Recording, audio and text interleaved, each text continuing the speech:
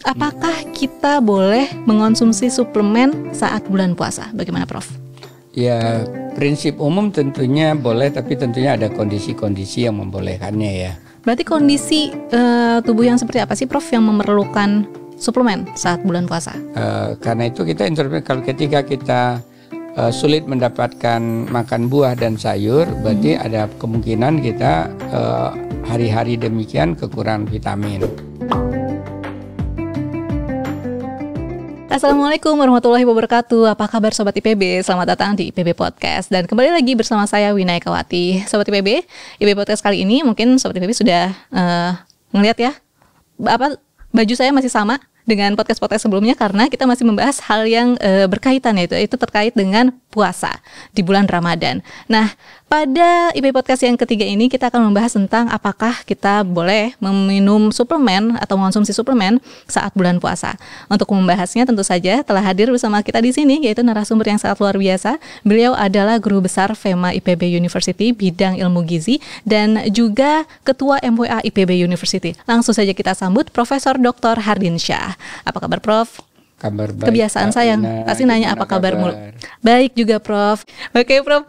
Langsung aja nih, Prof, kepada bahasan kita ya, Prof ya, yaitu suplemen. Apakah kita boleh mengonsumsi suplemen saat bulan puasa? Bagaimana, Prof? Ya, prinsip umum tentunya boleh, tapi tentunya ada kondisi-kondisi yang membolehkannya ya. Baik. Karena suplemen itu kan banyak sekali ragamnya ya. Ada banyak jenisnya. Ya, ada memang suplemen ini untuk melengkapi pemenuhan kebutuhan vitamin, ada melengkapi kebutuhan mineral, ada melengkapi kebutuhan asam lemak, melengkapi kebutuhan asam amino atau protein, bahkan juga ada untuk suplai energi gitu ya. Jadi kita tahu bahwa pada prinsipnya kan di bulan puasa mengurangi kurang makan ya. Betul. Kurang makan dan minum, sehingga ada saja hal-hal yang kadang-kadang ketika makan malam sahur kita nggak bisa penuhi, sehingga bisa jadi bisa boleh ya, bisa tidak, tergantung kondisinya. Tadi prinsipnya kalau ditanya boleh ya boleh, tapi ada kondisi-kondisi. Berarti kondisi tubuh yang seperti apa sih, Prof, yang memerlukan suplemen saat bulan puasa? Iya, ini lagi-lagi kita harus introspeksi diri. Kan kadang-kadang kita juga ada lagi kondisi bepergian ya. Ya. Entah itu bulan puasa, pergi diundang ke Kalimantan, atau lagi survei ke lapangan ya. Sulit mendapatkan makanan yang namanya gizi seimbang seringkali kan. Betul. Karena itu kita introspeksi, kalau ketika kita sulit mendapatkan makan buah dan sayur, berarti ada kemungkinan kita hari-hari demikian kekurangan vitamin ya, terutama vitamin C ya, yang banyak di sayur dan buah. Kemudian juga kekurangan serat bisa jadi ya. Ketika kondisi kita apalagi misalnya sebagai seorang atlet ya, namanya pertandingan internasional itu kan jadwalnya bisa saja pada bulan Ramadan terjadi, karena bukan panitia muslim yang merancang ya. Saya pernah lihat sepak bola juga pernah bulan Ramadan, beberapa olahraga internasional juga pernah.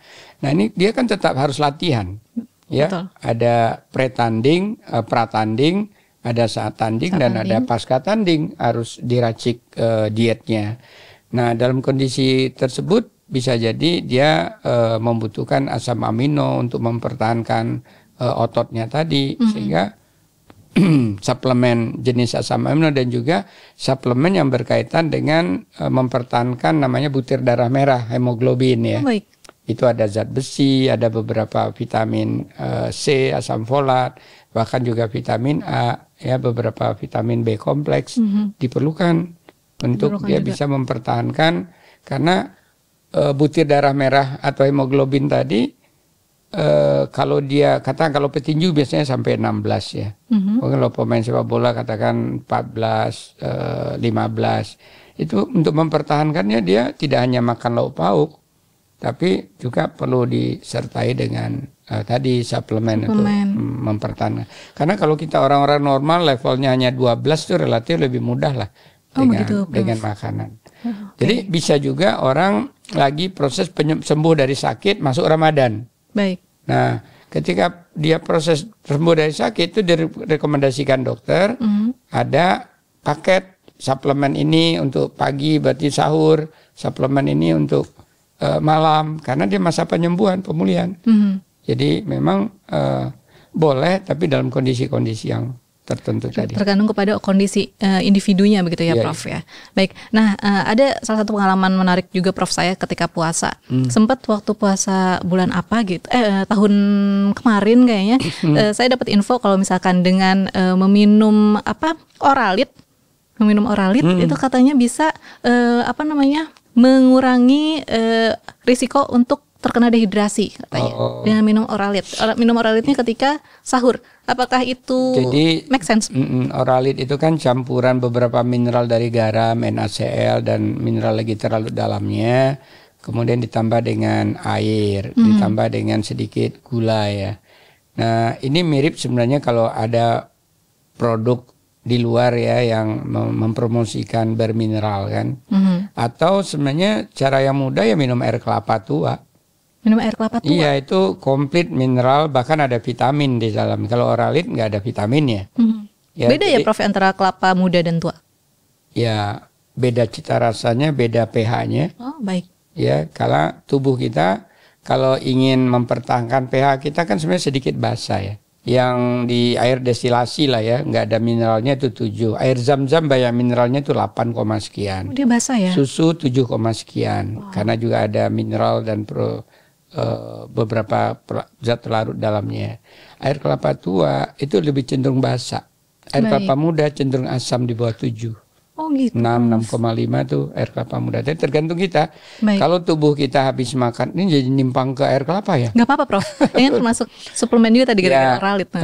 Jadi ketika tubuh kita banyak makan daging, banyak makan yang berlemak, itu cenderung nanti asam kan.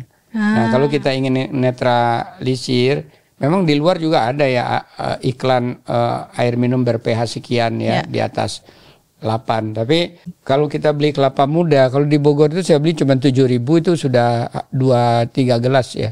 Tergantung ya, ada yang gede ada yang kecil. 2 gelas paling nggak dapat. Harganya cuma segitu coba. Murah begitu ya. Dan itu lebih komplit, ada vitamin di dalam termasuk vitamin K ya. Nah, kalau kita tadi ingin menaikkan pH tubuh kita dengan kalau pernah umroh ya? Belum ya. Nah, itu di sana kan orang di masjid-masjid itu disediakan semua air zam-zam itu. Di Madinah, di Mekah ya. Ketika kita merasa memang nyaman, kenapa? Karena tadi kalau kita sering namanya juga lagi bepergian ya, makanan itu ya apa yang disajikan sama tuan rumah. Bukan yang cateringnya kan. Ya. Pasti cenderungnya tuh terbentuk nanti asam karena banyak lauk pauk, banyak gorengan dan lemaknya. Jadi kalau dengan air zam-zam bisa menetralisir pH tubuh kita yang sekitar 7,1, 7,2 gitu ya. Baik. Nah, bisa dengan air kelapa itu sekitar yang tua. Itu sekitar 7,4, 7,6. Oh, saya baru tahu Prof. Apalagi kadang-kadang kita di bulan puasa kan ada orang kalau nggak minum dengan soft drink rasanya nggak berbuka. Soft drink itu kan pH-nya 4. Ya, ada yang 3 bahkan ya 4,5. Nah, setelah itu harusnya dibalance gitu ya. Kan kadang-kadang kita hanya ingin sensasi di lidah aja. Ya. Oh gitu Prof. Ya, tapi kan yang baik itu sebenarnya minum air putih. Cuman karena ingin sensasi ditambah kopi. Ingin sensasi berwarna dimerahin. Ingin sensasi warna kuning coklat ditehin gitu kan. Ada hijau green tea. Green tea juga ada manfaatnya juga sih. Tapi maksud saya dasarnya itu sebenarnya air. Yang dibutuhkan tubuh itu air. Bahwa ada zat terlarut, ada juga yang dibutuhkan, mineralnya dibutuhkan. Ada flavonoidnya juga dibutuhkan. Berarti tadi minum Oralit tadi itu boleh-boleh aja juga. Iya, tapi itu sebenarnya bukan mencegah dehidrasi. Oh, bukan. Bukan. Jadi sebenarnya supaya komposisi, jadi ada air, ada zat terlarut dalam air, mineral, supaya minuman kita tadi bermineral. Baik. Dan pH-nya juga jadi naik gitu. Baik. Ya kalau kita mencegah dehidrasi, ya minum air aja. Minum air aja ya, karena yang cukup. Dehidrasi artinya kurang air tubuh kan, minum air. Tapi kalau ingin tadi kalau kita berkeringetan, itu kan keringat ini pernah rasain nggak asin kan? Belum pernah jilat sih, Prof. Saya pernah jilat keringat saya itu asin. Oke. Itu berarti ada mineral-mineral terlarut termasuk natrium. Baik. Nah itu kan harus diganti lagi dengan air yang kalau di iklan bilangnya kation gitu ya. Elektrolit ya. Berelektrolit gitu ya, kation dan anion gitu ya. Dia lebih kepada mengganti minuman elektrolit begitu ya, Prof. Dan air kelapa itu minuman elektrolit. Ya, lebih murah lagi. Ada cita rasanya. Yes, saya juga suka banget sih soalnya air kelapa. Tapi saya baru tahu. Kembali ke suplemen sekarang. Nah, itu dia, Prof. Gimana? Nah, jadi kan suplemen apa yang kita butuhkan tergantung kita mengalami kondisi apa. Ketika tadi kita berolahraga di bulan puasa, pasti tadi tuh keringetan. Ya. Kecuali di ruang AC. Ya. Kalau olahraga di ruang AC nggak keringetan ya nggak perlu tadi suplemen yang menggantikan elektrolit tadi. Tapi kalau iya maka ya memang yang dia mengandung berbagai mineral ya, elektrolit atau memang minuman yang udah didesain sebagai minuman elektrolit untuk olahragawan atau atlet.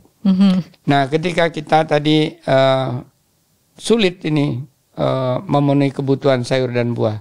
Atau orang memang nggak puasa pun dia dipaksa makan buah pun nggak bisa, mual dia makan buah. Ada loh orang, ada yang dia dari kecilnya udah nggak mual dia kalau dipaksa makan buah. Ya mau tidak mau memang ya puasa nggak puasa dia harus ada suplemen vitamin-vitamin yang ada di dalam buah, termasuk tadi vitamin C dan juga tadi serat ya. Nah, suplemen berupa serat juga ada, dietary fiber seringkali bahasa Inggrisnya ya. Kita bisa lihat labelnya gitu. Karena apa? Karena kalau bulan puasa udah kita ada yang jarang bergerak, kemudian kurang minum, itu bisa jadi sulit BAB. Nah, jadi kunci untuk mengatasi sulit BAB tadi ya minum, bergerak, ya. Nah, kalau kita tadi bergerak ternyata olahraga berkeringat, maka harus lagi ganti ada suplemen untuk itu tadi. Baik. Nah bisa juga orang sebelum Ramadan dia biasa olahraga beban membentuk otot. Dia ingin lanjutkan, jangan sampai sebulan terus dia jadi mengecil ototnya kan. Nah kalau mengecil dia merasa wah kok puasa mengganggu gitu. Padahal sebenarnya puasa nggak mengganggu. Nah berarti suplemen asam amino ya. Itu baik ya. Ya itu jadi buat yang bersangkutan jadi perlu. Tapi kan kadang Prof ada juga suplemen yang misalkan dalam bentuk-bentuk minuman begitu, itu suplemen juga atau bukan ya, kayak minuman sachet kayak gitu terus diaduk kita minum dengan air begitu. Jadi sebenarnya sih minuman konsentrat gitu. Itu ya. Nah itu kan ada gulanya tuh Prof, nah itu gimana Prof? Ya lagi tergantung ya, kita itu kalau orang kurus kerempeng terus dia pakai saset minuman manis menurut saya sih masih aman. Ya selagi dia nggak lebih sehari itu lebih dari 40 gram ya kalau oleh Kementerian Kesehatan. Satu saset itu paling 5 gram ya. Jadi jumlah juga jadi tidak hanya jenis, jumlah juga perlu jadi perhatian. Ya. Baik. Berarti ya kita boleh-boleh saja tadi ya minum tergantung kondisi yang kita tubuh. alami dan kita hadapi gitu ya. Dan ya harus tepat juga suplemennya ya dengan disesuaikan dengan kebutuhan tubuh kita begitu ya Prof ya. Kalau orang pemilihan sakit biasanya udah dari dokter, dia nggak perlu mikirin lagi. Tapi kalau yang bukan tadi dari dokter ya bisa konsul atau tadi dia dari kehidupan tadi kan ketahuan. Aktivitas sehari-hari. Iya, sulit memperoleh buah, sulit memperoleh sayur. Nggak suka sayur, berarti butuh suplemen. Atau nggak suka sulit, jadi muntah dia kalau dipaksain. Jadi ya berarti harus suplemen serat gitu ya, yang mengandung serat. Sama vitamin. Oke.